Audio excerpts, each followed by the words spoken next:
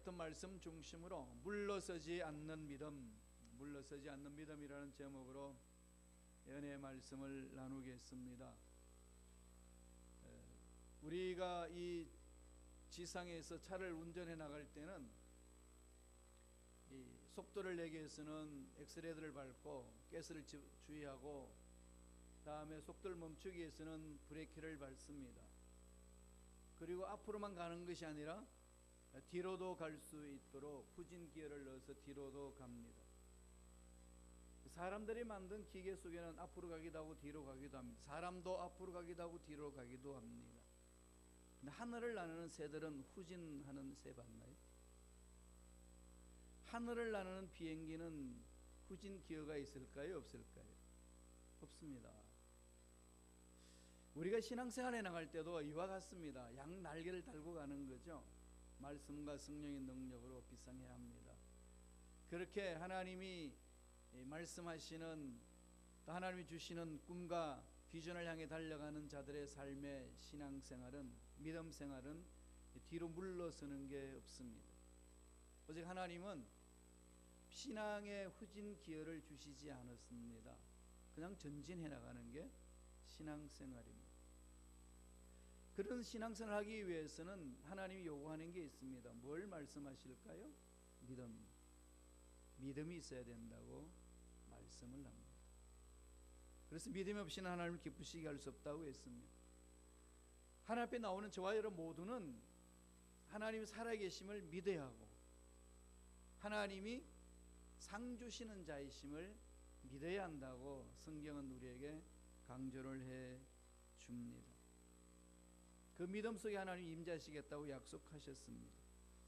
그런 믿음이 하나님 기뻐하시는 믿음이다. 하나님을 기쁘시게 하기 위한 삶이라면 믿음이 없는 삶은 절대로 하나님을 기쁘시게 할 수 없습니다. 그 반면에 또한 하나님을 기쁘시게 하는 믿음을 갖고 신앙생활을 하는 반면에 하나님이 기뻐하지 아니하시는 그런 믿음의 생활도 있습니다. 오늘 읽었던 본문 말씀 마지막에 보면은 오직 나의 의인은 믿음으로 말미암아 살리라 선포를 합니다. 또한 그러면서 말씀하시기를 뒤로 물러가면 내 마음이 그를 기뻐하지 아니하리라. 뒤로 물러가는 자는 기뻐하지 아니하신다고 말씀을 합니다. 뒤로 신앙이 후퇴해 나가면서 하나님을 기쁘시게 하겠습니다라는 말은 거짓말이라는 겁니다. 안 믿는다는 거죠. 그래서 뒤로 물러가는 것은 하나님이 기뻐하는 신앙이 아니라는 것을 오늘 히브리서를 통해서 우리에게 강력하게 강조하고 있습니다. 뒷걸음질하는 신앙생활은 하나님과 멀어지는 생활이다, 그렇게 말합니다. 한때는 내가 달려갔는데 지금은 뒷걸음질하고 있어. 이것은 내가 믿음을 갖지 못하고 있다는 겁니다. 믿음이 이젠 떨어지고 있다는 얘기예요. 하나님께서 기뻐하시는 믿음은 뒤로 물러서지 않는 믿음이라고 강조를 합니다. 그런 신앙생활 어떻게 하라고 오늘 히브리서에서는 강조하나요? 첫째로 담대하라. 우리가 신앙생활 하면서 가져야 될 단어입니다. 담대함. 이 담대함의 근원이 어디서 올까요? 돈이 있으면 담대하나요? 명예가 있으면 담대하나요? 힘이 있으면 담대하나요? 예쁘고 몸짱이면 담대하나요? 학위가 있으면 담대할 수 있나요? 어느 순간에 그럴 수 있습니다. 그러나 그런 게 없으면 그건 다 사라집니다. 상대적이라는 거죠. 아무리 공부를 잘해도 천재 앞에 가게 되면 주눅듭니다. 모든 사람들이 상대적으로 존재하는 거예요. 천재들끼리 모였는데도 나보다 뛰어난 천재 앞에서는 그 천재가 주눅듭니다. 이게 세상살이의 삶 아니겠어요? 서울대학교 학생들, 법대 학생들이 그런 이야기 있어요. 학생들이 누가 앞에 주눅드느냐? 사법고시 시험 보는데 학생 시절 때에 사법고시 합격한 학생들한테는 다 주눅든대요. 그것도 2, 3학년 때 합격하면 4학년 때 합격하는 애가 또 주눅든다고 합니다. 늘 상대적이라는 거지요. 이 담대하라 이 말은 어떤 상대적인 상황 속에서 담대하는 것 아닙니다. 절대적인 걸 말합니다. 절대적인 힘은 어디서 나오나요? 전능하신 하나님을 만날 때 가능합니다. 신앙생활에 하나님을 만나는 흔적이 없다는 것은 신앙생활을 포기하는 것과 마찬가지입니다. 얼마나 여러분 하나님 만나기를 몸부림쳐 보셨나요? 못 만났다는 분 계신가요? 여러분 일상생활 속에서 돈 벌기 위해서 몸부림쳤던 것만큼 하나님 만나기 위해서 몸부림쳐 보신 적이 있으신가요? 자신 돌아봐야 됩니다. 오늘 말씀에 히브리서 10장 35절 이렇게 말씀합니다. 한번 읽어볼까요? 다 같이 한 목소리로 읽습니다. 그러므로 너희 담대함을 버리지 말라. 이것이 큰 상을 얻게 하느니라. 지금 히브리서 10장의 이 사건은요, 히브리인들이 초대 교회의 상황 속에서 엄청나게 핍박을 받고 있습니다. 그 당시 핍박은요, 예수 믿으면 죽음까지도 당합니다. 모욕당하고 조롱당하고 비방당하고 이 정도 핍박이 아니라 목숨까지 잃을 수 있는 그런 상황의 핍박입니다. 그럴 때 사람은 신앙 포기해버리면 살 수 있어요. 그러니까 포기하는 사람들이 많아집니다. 신앙보다는 눈에 보이는 것이 삶의 문제니까. 오늘도 마찬가지 아닌가요? 하나님을 찾기보다는 내 삶에 필요한 돈이 더 우선적으로 주어질 때가 너무 많이 있습니다. 이럴 때는 하나님 찾기보다는 돈을 찾아갑니다. 그게 우리의 삶의 모습이에요. 그럼 돈 찾아가는 게 틀린가요? 아닙니다. 그게 틀렸어요. 돈을 벌어야지요. 그래야 이 세상의 삶을 윤택할 수 있습니다. 하나님 말씀하시는 것은 돈 버는 거 좋다. 그러나 신앙 잃어버리지 말라. 담대함을 버리지 말라. 너희는 담대함을 버리지 마라. 어떤 환경이 와도 담대함을 버리지 마라. 왜 이런 말씀을 하셨을까요? 환경이 나빠지고 어려운 상황이 있으면 담대함이 사라집니다. 믿습니다 그러다가 문제 앞에 오면은 그 믿습니다는 그게 되게 초라해 보일 때가 있습니다. 왜 그럴까요? 담대함의 근원이 전능하신 하나님의 뿔을 내리지 아니할 때 그렇습니다. 흔들리는 거예요. 눈을 감고 믿습니다 할 때는 믿어지는 것 같고 뭔가 용기가 일어나는 것 같은데 막상 현실 앞에 딱 놓여 있으면은 그 현실의 무게감이 나를 눌릴 때는 그 무게감이 너무 큰 거죠. 그러니까 담대함이 사라집니다. 그를 향하여 오늘 성서는 말합니다. 담대하라. 하나님 나라의 상이 큼이라. 하나님 너희 삶을 책임져 주시리라. 왜 이런 말씀을 할까요? 32절에 그 과정을 이야기를 합니다. 32절을 보면은요, 고난이 큰 싸움이 있었음을 말합니다. 전날에 너희가 빛을 받은 후에 고난의 큰 싸움을 견뎌낸 것을 생각하라. 어마어마한 고난과 고통을 견뎌냈다는 거죠. 비방과 환난이 있었다는 겁니다. 박해를 받고 죽기까지 당하는 어려운 상황들을 경험을 했습니다. 그런 중에 형제들이 모여가지고 힘내보자 이겨냈습니다. 감옥에 갇힌 그들을 도와주기도 하고 서로 용기를 주면서 일어서게 했습니다. 어떨 때는 물질의 소유까지도 빼앗기기도 했습니다. 그러나 그런 것이 있단다 할지라도 좌절하거나 낙심하지 않았습니다. 왜요? 믿음의 뿌리가 하나님께 뒀기 때문에. 하나님은 어제나 오늘나 영원토록 동일하신 분이십니다. 동일하신 그분의 내 신앙의 뿌리가 된다면 나의 담대함과 나의 용기와 나의 힘은 다 근원이 거기서 나오기 때문에 세상이 아무리 바뀌고 뒤집혀져도 그 내 마음속에 믿음을 뺏을 수 없고 담대함이 사라지지 않는다는 겁니다. 담대하라 이 말은 날마다 하나님의 능력에 마음을 두고 마음을 집중하여서 그분께 달려가라는 그 메시지입니다. 아무리 이렇게 해도 우리는 약하기 때문에 자꾸 세상에 눈 돌릴 때가 많이 있지 않습니까? 그래서 우리는 하나님의 사랑을 체험한 저와 여러분 서로 어떻게 해야 될까요? 서로 이렇게 위로하고 격려하는 겁니다. 히브리서 10장 34절에 보면은 너희가 갇힌 자를 동정하고 너희 소유를 빼앗기는 것도 기쁘게 당한 것은 더 낫고 영광 소유가 있는 줄 알미라. 그렇게 했습니다. 영원한 소망을 향해 달려가자. 눈에 보이는 것이 전부가 아니다. 그 사람 편이 돼주고 그 사람을 위로해주고 그 사람을 세워주는 겁니다. 우리가 물질을 벌기 위해서 몸부림치지만은 사기당할 수도 있고 일이 잘 안 풀어질 수도 있고 막힐 수도 있고 가지고 있는 물질도 잃어버릴 수 있는 상황이 얼마나 많습니까? 그럼에도 불구하고 기쁨을 잃어버리지 않고 기쁘게 당한 것을 여길 수 있는 힘은 그 마음속에 뭐가 있을까요? 전능하신 하나님께 마음을 두고 있고 영구한 소유, 영원하게 나를 위하여 예비 놓으신 하나님의 상급이 있고 하나님의 예비하신 복이 있기 때문에 그것을 믿으니까 니까지 것 네가 하나 뭐 못 이겨? 그랬더니 이겨낼 수 있다는 겁니다. 오늘 히브리서에서 강조하는 게 뭡니까? 고난이 있어도 그것 때문에 좌절하지 않았다는 거죠. 오히려 기쁘게 여겼다는 겁니다. 그게 참 세상적인 논리로서 맞는 얘기인가요? 어떻게 그렇게 감당합니까? 누구한테 싫은 소리 한 마디만 들어도 속에서 부글부글거리고 얼굴이 폴게 달아오르고 그냥 전화를 들어가서 한마디 하지 않으면 참지 못하는 그런 상황인데 이 손해까지 봤는데 기쁘게 여기라니 이 세상 논리로 맞지 않지 않습니까? 네, 안 맞습니다. 믿음이 없으면 이걸 이해를 못합니다. 무슨 말인지 이해가 안 돼요. 그러나 전능하신 하나님을 만난 자의 삶은, 나의 신앙의 뿌리가 전능자 하나님께 뿌리를 내리고 있는 삶은 그게 뭔데? 한마디로 그냥 던져버리는 거죠. 전능하신 하나님이 계시는데 담대함을 버리지 말라. 전능하신 하나님 살아계시면 날마다 마음판에 새겨라. 이래야 이길 수 있다는 거죠. 사무엘상 17장에 보면은 다윗과 골리앗의 싸움이 나옵니다. 여러분 잘 아는 내용 아니겠습니까? 이스라엘 장군들이 블레셋의 장군들과 싸우는데 주눅들기 시작한 상황이 벌어집니다. 자기들이 도저히 이길 수 없는 골리앗이 등장합니다. 웬만하면 붙어볼만 한데,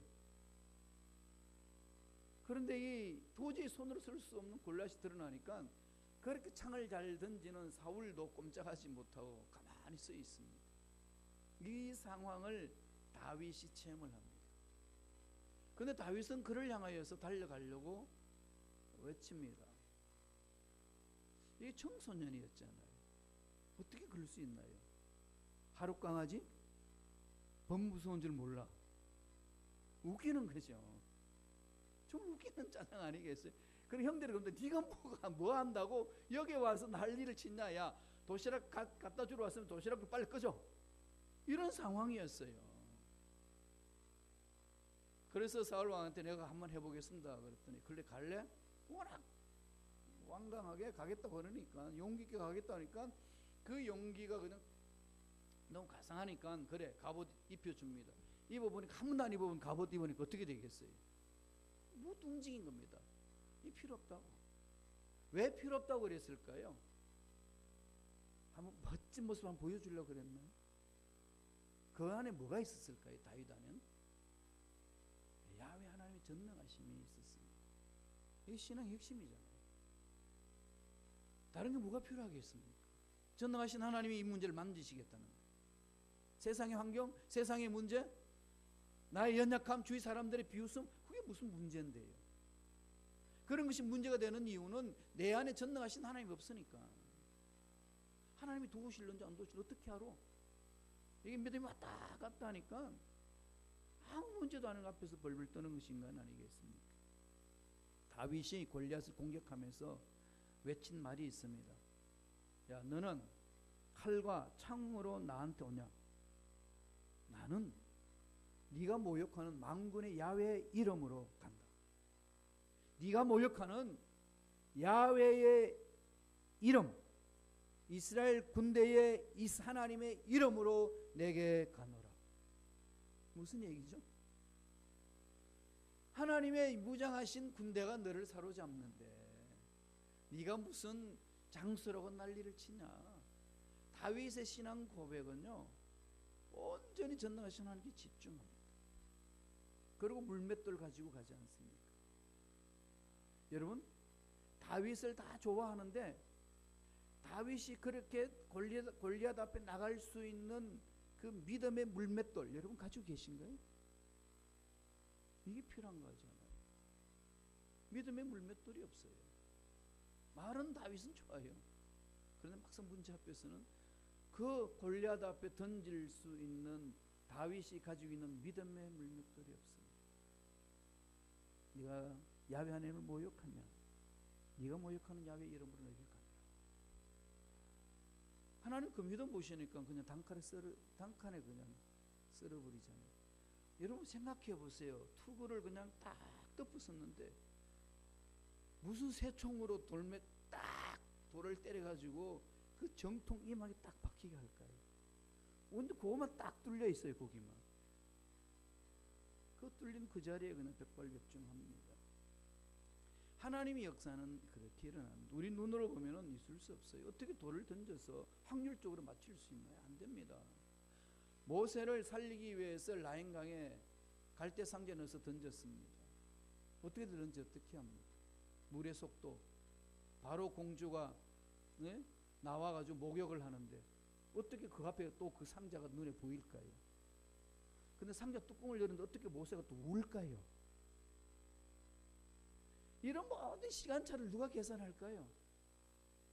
전능하신 하나님, 믿는 자에게는 그걸 체험합니다. 우연의 일치라고 그럴 수 있어요. 예, 그 우연의 일치도 전능하신 하나님 믿는 자에게만 나타납니다. 묘하죠? 하나님 그렇게 역사하십니다. 그래서 담대할 수 있는 거예요. 담대하라. 뒤로 물러서지 않는 믿음은 담대함이 있습니다. 두 번째, 뭐가 있을까요? 인내하라. 여러분, 그냥 참아낸다는 것은 한계 있어요. 어떻게 그냥 참습니까? 여러분, 그냥 참아내는 거 얼마나 참아낼 수 있을까? 못 참아요. 신앙생활을 인내하라고 하면 그냥 참는 걸 말합니까? 참는 이유가 있어요. 뭐가 있죠? 소망이 있습니다. 이 고난을 참아낼 수 있는 것은 고난 끝난 후에 그 귀한 열매가 있기 때문에 참을 수 있습니다. 그렇잖아요. 이 고난의 끝이 보이지 않는데 어떻게 그걸 참습니까? 고난 이후에 무엇이 있다는 것도 아무것도 모르는데 어떻게 참아내나요? 못 참아요.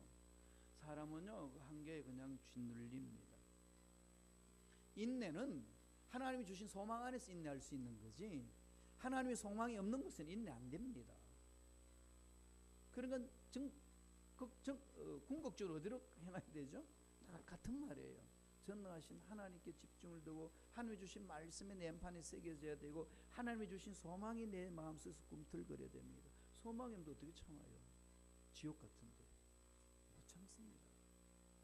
그래서 포기하고, 그래서 참아내지 못하고 성질을 부려버리고 그냥 내 하고 싶은 대로 해버리고 그냥 다 던져버리잖아요. 던져져요. 왜 던져질까요?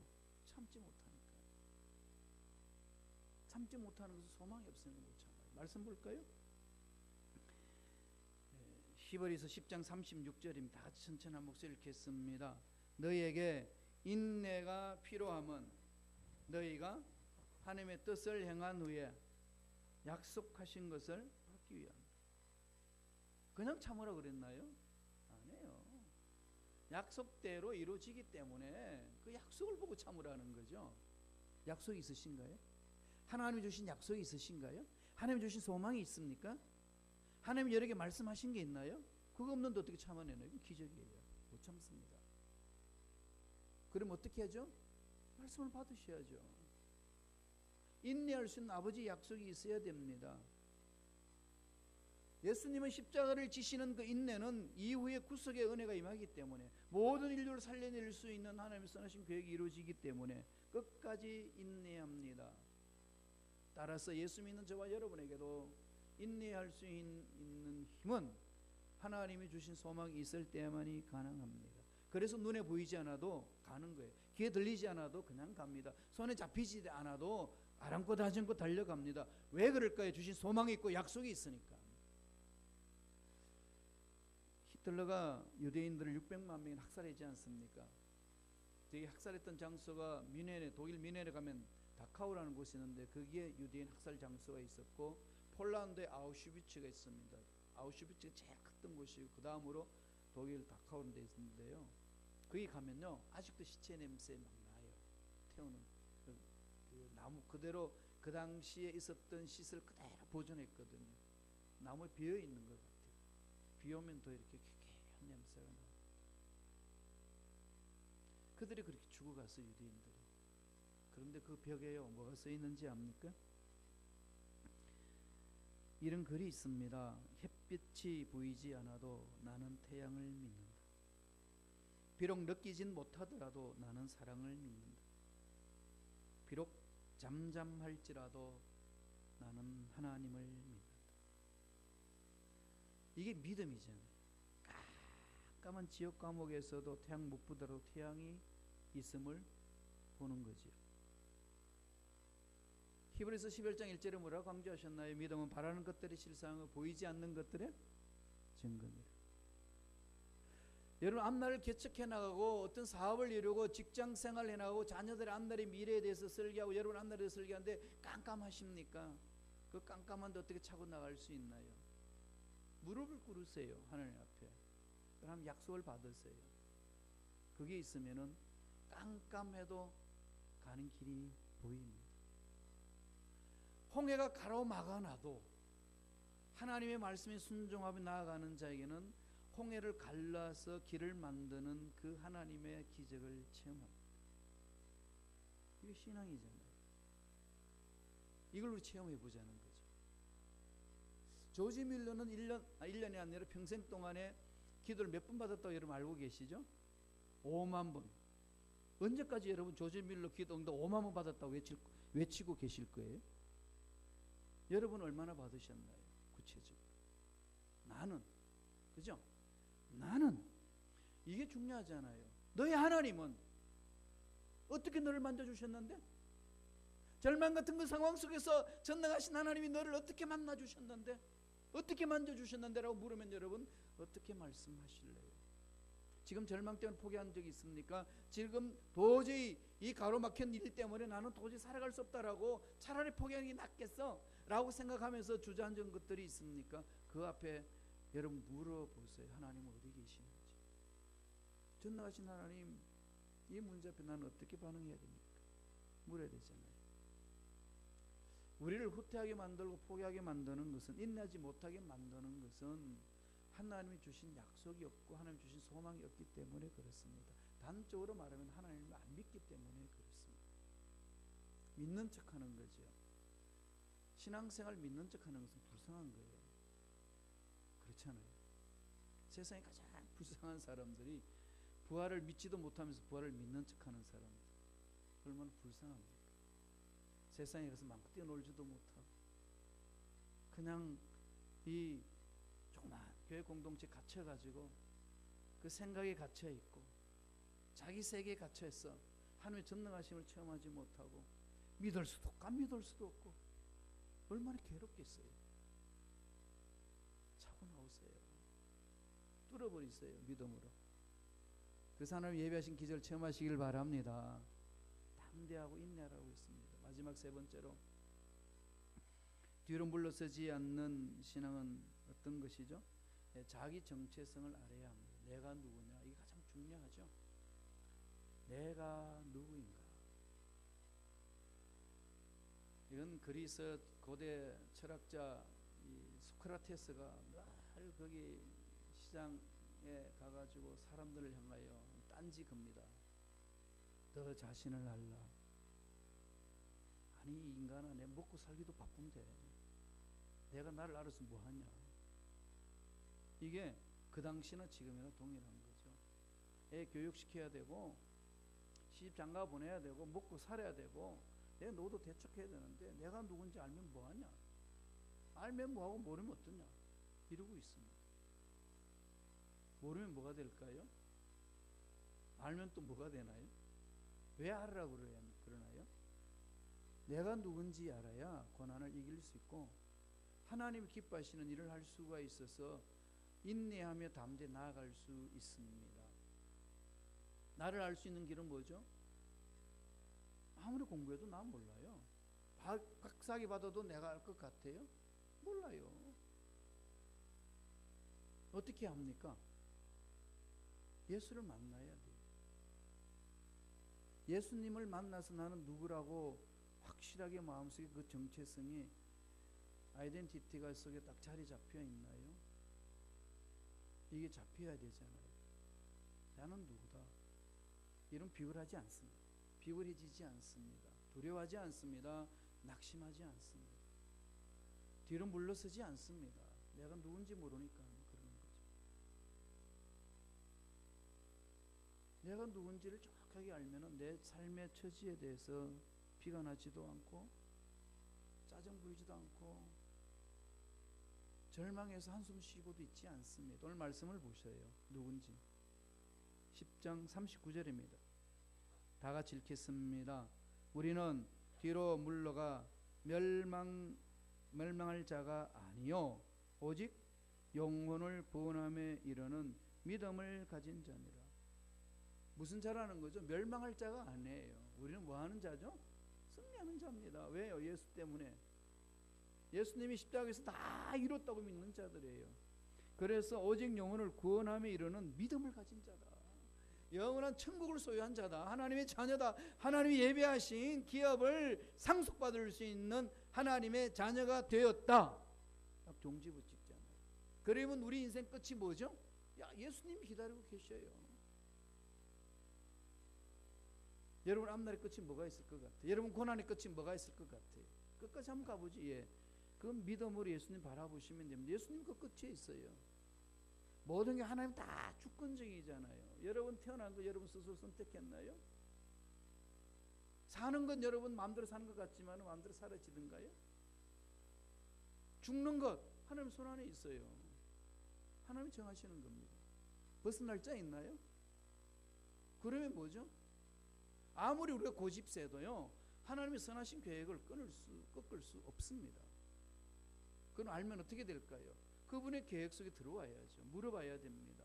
어떻게 살아야 됩니까? 난 누굽니까? 무엇을 해야 됩니까? 늘 이건 하나님과 만남 속에서 일어나는 거죠. 그래야 하나님이 들려주시는 그 음성을 들을 수 있고 앞날에 대해서 대비할 수 있고 준비할 수 있고 하나님 일을 감당할 수가 있습니다. 내 오직 영혼을 구원함에 이르는 믿음을 가진 자입니다. 바벨론 제국에 포로로 끌려간 유대인 4명의 소년들이 있었습니다. 다니엘과 세 친구들입니다. 이들은 하나님을 믿는 신실한 일꾼들이었어요. 바벨론 포로 끌려갔지만 바벨론 그 문화에 젖어들지 아니하여서 뜻을 정합니다. 그리고 하나님을 신뢰합니다. 궁중에서 주는 음식을 거절하고 그냥 채식 먹기로 합니다. 물론 채식이 좋다는 말이 아니에요. 뜻을 정하여 제단에 드리지 않은 하나님을 신뢰하는 차원에서 내가 이 풍족한 우상 숭배한 음식을 먹지 않고 신앙을 지키겠습니다 선언했어요. 그래서 음식을 맡은 사람이 난리가 났습니다. 그러다가는 그 음식을 관리하는 사람이 목숨이 달아납니다. 왜? 이 궁중에서 교육한 이들이 건강 유지하지 못하며. 그런데 그에게 제안을 합니다. 시험해 보세요. 내가 채식을 먹고 고기를 먹는 애들하고 비교해서 내가 피부에 윤택이 나지 아니하면 그때 당신 마음대로 하소서. 도전장을 던집니다. 결국은 어떻게 된지 아시잖아요. 너무 토실토실해져. 이걸 또 잘못 적응해가지고 고기 먹으면 피부가 이상해지고 채식을 먹으면 피부가 반질반질해진다. 채식주의로 가자. 엉뚱한 소리 하는 사람들이 있어요. 하나님 말씀하시는 그런 의미가 아닙니다. 하나님께 집중하라는 거죠. 느부갓네살 왕 신상을 만들어 놓고 세 친구에게 시험합니다. 야, 절해라. 절하면은 살려주고 절하지 않으면 풀무불에 집어넣겠다. 그들은 하나님을 집중하니까 하나님에 의해서 사는 자라고 하나님의 인당을 받고 사는 자라고 선언했던 자들이었기 때문에 하나님이 이 풀무불에서 건져주실 줄로 믿습니다. 확신했어요. 그러면서 말하기를 그리 안 하실지라도 저는 하나님을 배반하지 않습니다. 그래서 영광에 집어 던졌어요. 갔더니 어떻게 됐죠? 3명을 던졌는데 4명이 거기서 움직입니다. 뭘 상징해 주나요? 용광로 같은 환란 속에 주님만을 믿고 목숨 걸고 달려가는 그는 주님이 보호해 주신다. 앞으로 주님 오시기 전에 이런 환란을 대환란을 만날 겁니다. 이 대환란 속에 예수 믿는 사람 어떻게 하죠? 그렇게 보호해 주시는 거예요. 그러니까 두려울 필요 없잖아요. 하나님은 집중하는 거죠. 그렇게 하나님을 집중하며 나아갈 수 있고 그 두려울 수밖에 없는 환경 속에서 담대할 수 있는 것은 내가 누군지를 알 때 가능하다는 거예요. 이것이 우리 주님 앞에서 올바로 살아갈 수 있는 삶의 자세입니다. 베드로가 이 부분에 대해서 우리에게 권면해 줍니다. 잘하는 말씀이에요. 우리가 다 같이 한번 읽겠습니다. 베드로전서 2장 9절 말씀이에요. 한 목소리 읽어봅니다. 베드로전서 2장 9절 오직 너희는 택하신 족속이요 왕같은 제사장들이요 거룩한 나라요 그의 소유된 백성이니 이는 너희를 어두운 데서 불러내어 그의 귀한 빛에 들어가게 하신 자의 아름다운 덕을 선전하게 하려 하심이라.